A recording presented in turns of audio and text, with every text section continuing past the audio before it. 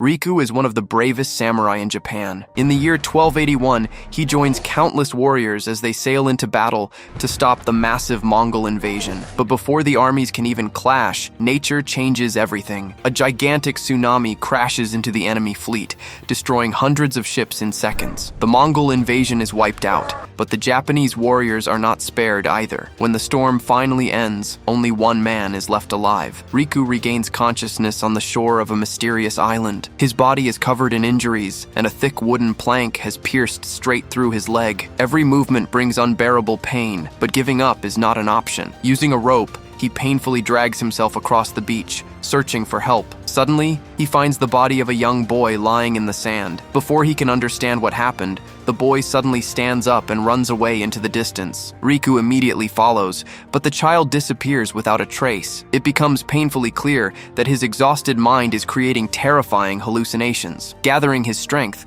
Riku breaks off the remaining piece of his damaged sword and uses every ounce of courage to pull the wooden shard from his leg. The pain is almost unbearable, but he manages to stop the bleeding by wrapping the wound with cloth. Barely able to stand, he continues walking along the endless shoreline, hoping to find food, water, or any sign of life. As the sun sets, his water supply is completely gone. Weak and dehydrated, Riku spends the night inside a dark cave, but even there, the strange visions refuse to leave him alone. Once again, he sees the mysterious boy. This time, the child silently walks into the forest, as if inviting him to follow. Riku chases after him through the darkness, but the boy vanishes once more. The heartbreaking truth slowly sinks in. The child is actually one of Riku's own sons. Memories of the happy days they spent playing pirates together begin flooding back, making his loneliness even more painful. Morning arrives, but the hallucinations only become stronger. This time, Riku sees his beloved wife standing on the beach. For one brief moment, hope returns to his heart. He rushes toward her, only to discover what appears to be her lifeless body lying in the sand. The image disappears before his eyes, revealing that it was nothing more than another cruel illusion. No matter where he goes, he keeps hearing the voices of his family calling his name. Completely broken by grief, Riku finally decides there is no reason to keep living. He prepares to perform seppuku and end his suffering with honor, but just as he is about to do it, the voices suddenly fall silent. Looking into the distance, he notices a mountain whose shape reminds him of Japan's sacred Mount Fuji. That single sight awakens something deep inside him. Instead of accepting death, Riku chooses to fight for one more day. With renewed determination,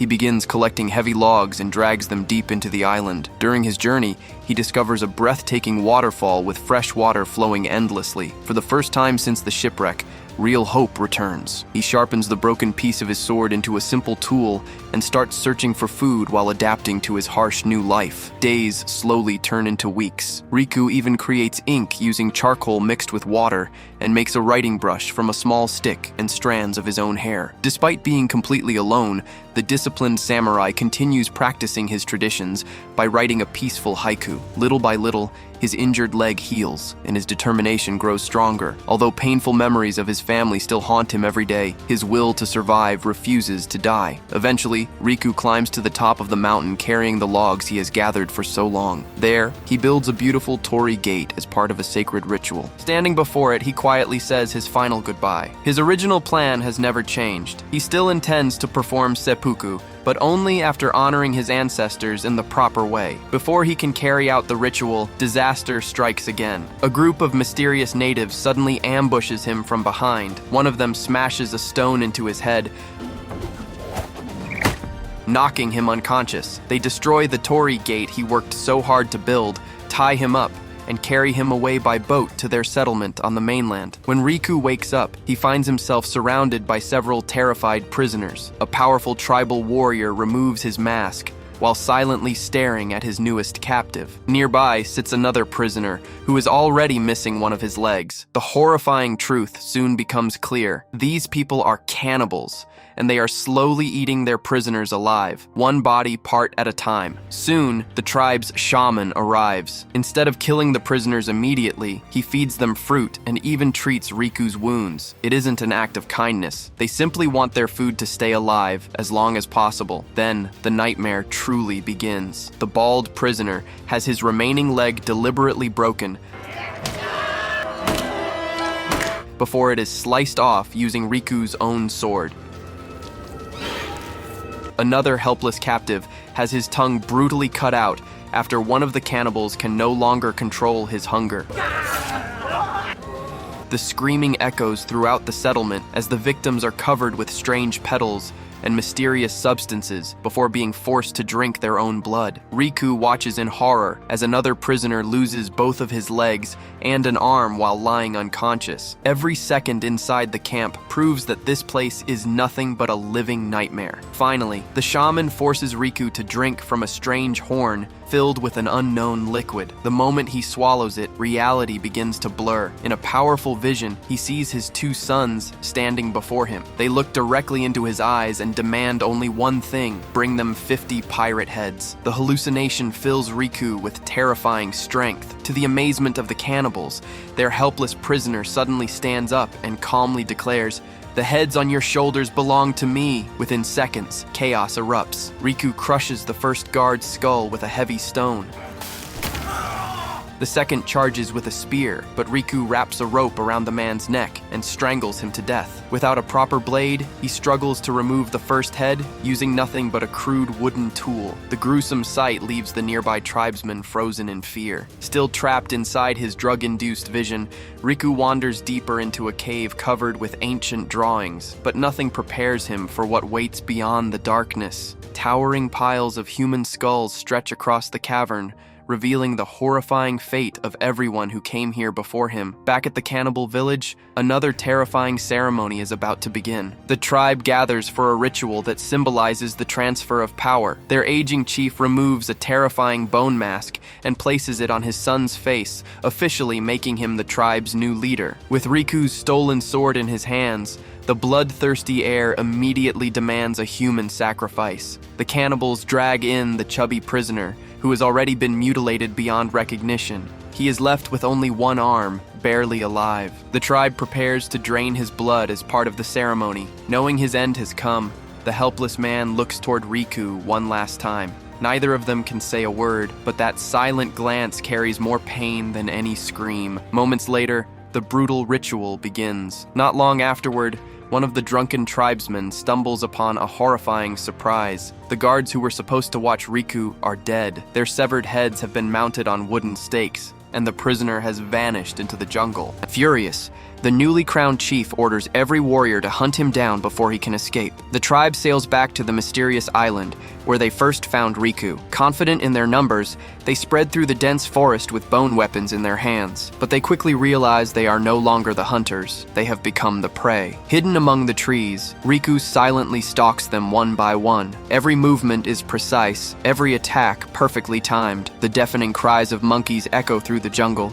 masking the sounds of his deadly strikes. Before the warriors even understand what is happening, several of them collapse without ever seeing their killer. At one point, 3 tribesmen surround Riku at once. It makes no difference. The battle is over almost as soon as it begins, and all 3 lie dead within moments. The surviving warriors regroup and cautiously move into an open field. Riku has already prepared for this. From a hidden position, he fires 2 arrows with deadly accuracy. Panic spreads through the group as the rest dive into the tall grass for cover. One nervous warrior becomes distracted by a large monitor lizard crawling nearby. The brief moment of hesitation costs him his life as an arrow pierces straight through his eye. The remaining tribesmen attempt to retreat, but 2 more are eliminated before they can escape. Desperate to end the nightmare, the tribe's shaman finally spots Riku standing motionless in the distance. Believing they have cornered him, the warriors charge forward without realizing they are walking directly into another trap. Riku has already filled the battlefield with thick smoke by setting fires throughout the forest. Hidden inside the burning haze, he waits with nothing but a sharpened wooden spear. As the confused warriors stumble through the smoke, Riku strikes with terrifying speed,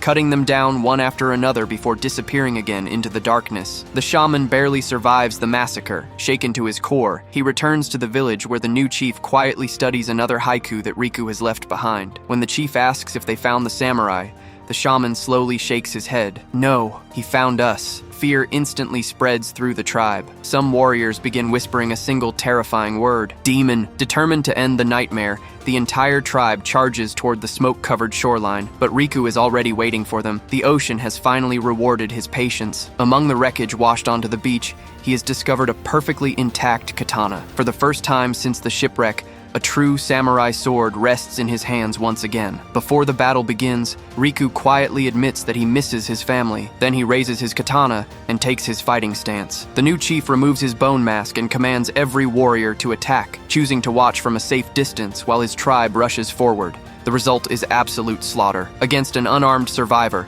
the cannibals once held every advantage, but against a fully armed samurai, they stand no chance. Spears shatter against flawless swordsmanship. Every swing of Riku's katana is clean, precise, and fatal. Wave after wave of warriors charges toward him, only to fall seconds later. Blood covers the beach as bodies pile higher with every passing minute. For the first time since losing everything, Riku fights with a smile. He has finally found a reason to keep living. After wiping out countless enemies, Riku charges directly toward the chief himself. Realizing the danger, the chief sends out his strongest warrior. The fighter rushes forward on all fours, using a bizarre monkey-style combat technique. He moves with incredible speed, dodging the katana in ways that seem almost impossible. Another crazed warrior even tries to stop the blade with his own teeth, a decision that ends exactly as expected. Despite Riku's skill, the monkey-style fighter manages to land several powerful blows. More warriors grab Riku from behind, trying to hold him in place. He tears himself free with brute force and instantly kills the monkey warrior's wife, pushing his opponent into a blind rage. Screaming wildly, the fighter leaps through the air, moving like a wild animal as he circles his enemy. But no matter how unpredictable his attacks become, Riku remains calm. The moment an opening appears, he grabs the man's leg and slices straight through his Achilles tendon. Even with his leg ruined, the warrior refuses to surrender and continues attacking until Riku finally ends the fight with one decisive strike. Before Riku can catch his breath, a heavy club crashes into his back. Watching nearly his entire tribe fall before a single man, the chief finally makes his last move. He orders the shaman to fight. The old man steps forward without fear. Long ago, he was known as one of the tribe's greatest warriors, and now he prepares to prove that his legend is real. Removing the necklace made from human vertebrae around his neck, he grips a wooden staff and calmly faces the blood-covered samurai. Despite his small frame, the shaman's movements reveal years of deadly experience. For the first time since reclaiming his katana, Riku is about to face an opponent who might actually be worthy of him. The battle enters its final stage, as the shaman calmly steps forward with nothing but a wooden staff. Unlike the other warriors, he doesn't rush in blindly. He keeps his distance, forcing Riku to stay alert while using the long weapon to control every movement. Even after fighting for so long, the old warrior's skill is undeniable. The duel becomes a test of patience. The shaman attacks with incredible precision, but during one of his powerful leaps, Riku finds the perfect opening. His katana slices clean through the wooden staff, snapping it in half. Even then, the shaman refuses to surrender. In a desperate attempt to stop the killing blow, he grabs the razor-sharp blade with his bare hand. Blood pours from his fingers as he desperately holds on, but it only delays the inevitable. Riku drives the sword across the old warrior's stomach before finishing him with a swift slash across the throat. The legendary shaman falls. Now, only one enemy remains. The tribe's chief slowly steps forward, no longer able to hide behind his warriors. Gripping a gigantic axe carved from bone, he stares directly into Riku's eyes and challenges him to reclaim the sword that was once stolen from him. Before the fight begins, the giant removes his armor and kneels before the terrifying bone mask, silently praying for victory. Then he rises and charges forward like a beast. The final battle is unlike anything Riku has faced so far. The chief is incredibly powerful, matching strength with brutality. He throws sand into Riku's eyes, blinding him for a crucial moment before landing several deep wounds across his body. One devastating strike sends the samurai crashing across the battlefield. Any ordinary man would have died, but Riku refuses to stay down. Ignoring the pain, he rises once again and manages to slash the chief's leg, slowing the giant's movements. The duel grows even more intense as both warriors push themselves beyond their limits. During the violent exchange, Riku's old broken sword is knocked high into the air. Without taking his eyes off his opponent, he catches it perfectly. Now armed with two blades, the samurai launches an unstoppable assault. The chief is forced backward step by step until the battle reaches the edge of the sea, but the giant refuses to accept defeat. With one final burst of strength, he tackles Riku into the water and forces him beneath the surface, trying to drown him once and for all. As darkness begins to close in, Riku sees one final vision. His beloved wife appears before him, peacefully dancing just as she did in happier days. The memory reminds him exactly what he has been fighting for. A surge of determination fills his heart. Riku explodes upward, breaks free from the chief's grip, and rises from the water with both swords in his hands. In one lightning-fast strike, he drives his katana straight through the chief's head. Then, without hesitation, he swings the second blade and completely severs the giant's head. Silence falls across the battlefield. The beach that was once ruled by fear is now covered with the bodies of the cannibal tribe. Against impossible odds, a single wounded samurai has destroyed an entire army in just one day, and thus story comes to end. Make sure to subscribe and turn on notifications so you can watch more videos like this.